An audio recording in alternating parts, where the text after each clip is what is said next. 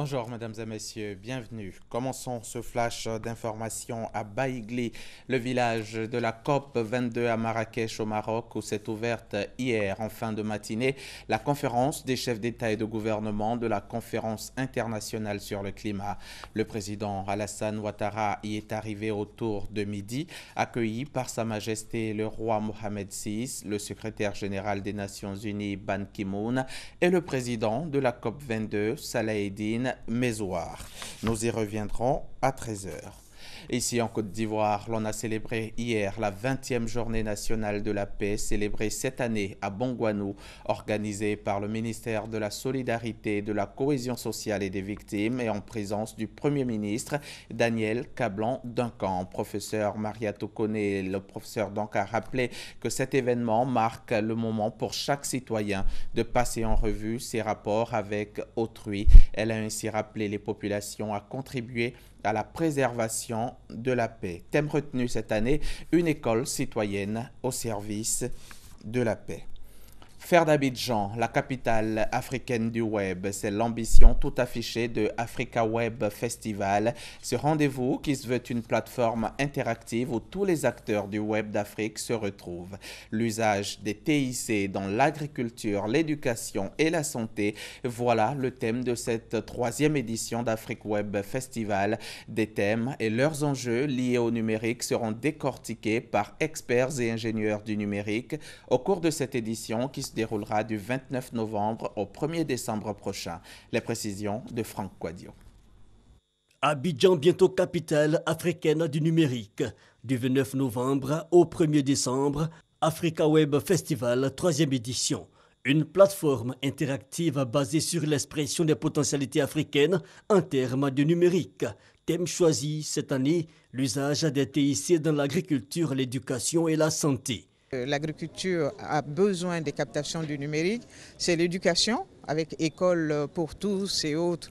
Il y a beaucoup de choses qui se font autour de l'école numérique et qui ne sont pas sues et qui peuvent aider parce que beaucoup de formations aujourd'hui se font autour du numérique en éducation. Et au niveau de la santé, par exemple, je participe à la campagne contre le cancer où l'apport du numérique est de beaucoup. Donc c'est 3 thèmes porteurs. Des thèmes porteurs pour l'Afrique, mais surtout une opportunité pour jeunes créateurs, web entrepreneurs et promoteurs de nouveaux médias à l'échelle africaine.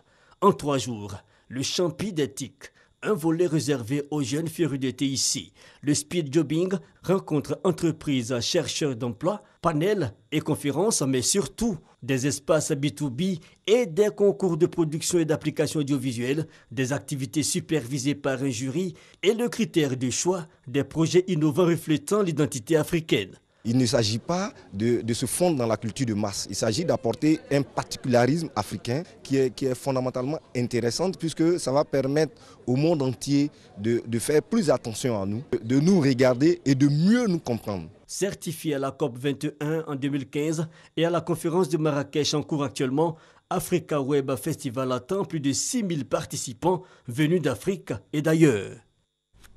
Au Burundi, c'est un rapport fleuve qui est paru hier mardi. La Fédération internationale des ligues des droits de l'homme, FIDH, et son partenaire burundais, la Ligue ITK, présentent à Paris un rapport intitulé « Répression aux dynamiques génocidaires ».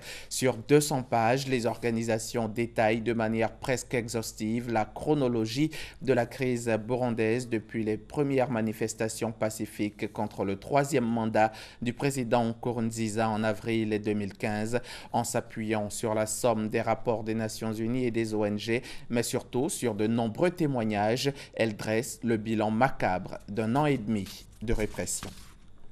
Sa parole est rare, son discours à la nation était donc très attendu. Joseph Kabila, le président congolais, s'est exprimé hier mardi 15 novembre devant le Parlement, réuni en congrès à Kinshasa dans un contexte de report de la présidentielle qui était prévu initialement le mois prochain.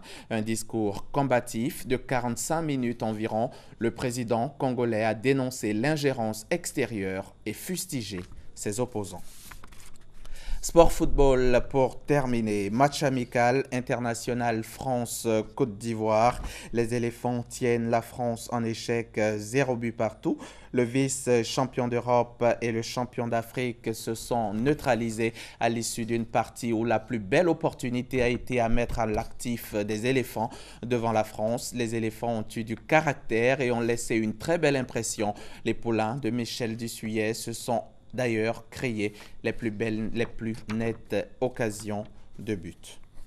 C'est la fin de ce Flash Info. À tout à l'heure pour l'édition complète de 13h.